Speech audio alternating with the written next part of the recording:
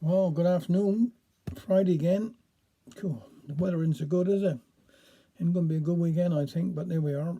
Staying, and those who haven't put your decks up yet, we've got to get ours up this weekend. Get the decorations going and bring a little bit of cheer in the house. Oh, he's plenty cheerful anyhow, but making, getting a bit Christmassy when anybody to come and knock the door. I hope everybody's all right. Stay safe. Keep going. We're doing all right. And well, if the Lord to spare me, hopefully on Monday we'll be back here again and give us another week, and find some more stories for us. So there we are. Now, like I said, today's Friday. I don't do, well, I do a lot, but bits and pieces. Now, I'm going to do an Herbert Lean today. First of all, mother and boy go shopping. How we been so long, mother? Asked father. I should think you bought always down Lizzie Ann's shop.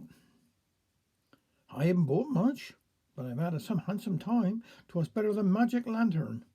I had a chair in behind some boxes, 'cause I told Lizzie Ann I wasn't in no hurry. First in comes a woman, stranger in these parts. I'd never seen her before. Walked up to the counter, she did, and asked for a pair of gents' socks and a drawing pin. Now I says to myself, Lizzie Ann is sure to ask what she wanted a drawing pin for. Tell you the truth, I was dagging to know, and so was everybody else in the shop. But no, she asked the size, wrapped them up, and stuck her drawing pin in the parcel. The woman paid and was walking to the door when she turned round and said, I suppose you'd like to know why I asked for a drawing pin? No, said Lizzie Ann. Liar. It don't concern me. Well, continued the stranger, you will understand when I tell you that my husband has got one wooden leg. Hark to this, said Lizzie Ann as she read a note. Please send down by bus, as I am too busy to come up, the following, as I am whitewashing the kitchen, as my mother-in-law is coming to stay. Have you got any rat poison? Then in walked Maid Janie, exactly like her mother she is, all fastened up with safety pins, and asked for another roll of wallpaper like she had last week, with the remark that it would take more now as father is going to pepper himself. While Lizzie Ann was out back, Mrs. James said, I like a night dress long enough so you can wrap your feet up in it. No, I don't all with hot water bottles. I'd send James up first to warm the bed, or what use is he?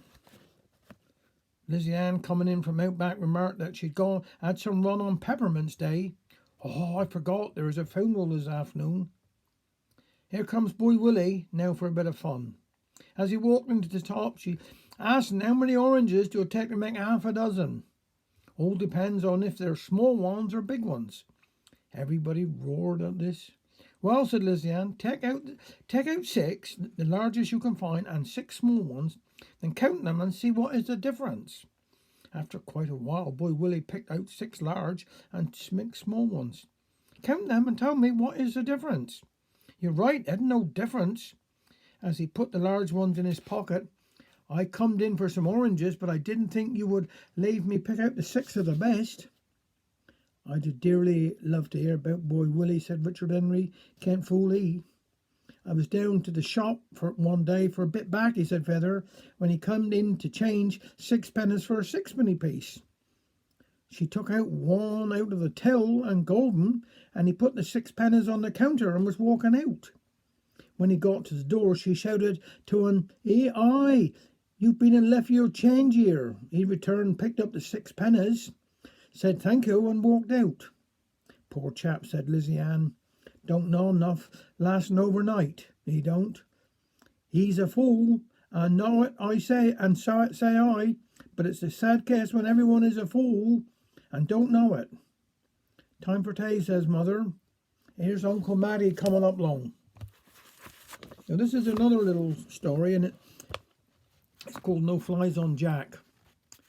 Cousin Jack was out leaning upon his farm gate one day after dinner. He was feeling at peace with the world and thanking the Lord for all his benefits. That pasty was handsome, he says to himself. I reckon my Annie is the best pasty maker in the West. Bless her little heart. and they had some cows out in another field, chewed their cud. He's looking as contented as I'm feeling right now. Then Jack spied two young men coming through the gate at the next field and onto the road towards him. They seen him too and started to grizzle. Now Jack got two good ears, and he heard one them saying about local yokels to the other one. Still grizzling. Here comes trouble, says Jack to himself. For all their education and knowledge, they haven't got sense enough to close home the gate after them. I shall have to go down there quick, and my cows will be all over the road directly.